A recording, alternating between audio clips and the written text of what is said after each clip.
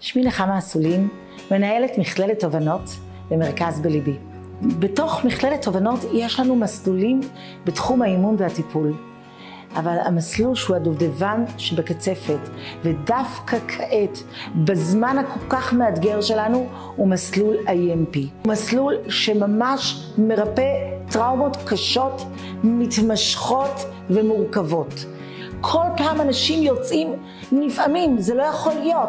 ב10 דקות, ברבע שעה, בחצי שעה, בשעה, הצלחנו להוריד אבן נגף ששנים יושבת וחונקת לנו בגרון ועוצרת לנו את הדרך. קורס EMP מיועד לנשות טיפול מיומנות ומנוסות, שמנהלות כבר מספיק זמן קליניקה, והן יכולות להגיע ללמוד ב4 מפגשים את הכלי המצוין הזה, את הכלי שהוא ממש עניין של שליחות. מזמינה אתכן, נשים יקרות, נשות טיפול, להגיע, להוסיף לסל הידע שלכם את הדבר שיהווה ממש הדובדבן שבקצפת, שייתן לכם הקפצה גם מבחינה כלכלית ובטח מבחינת משמעות ושליחות.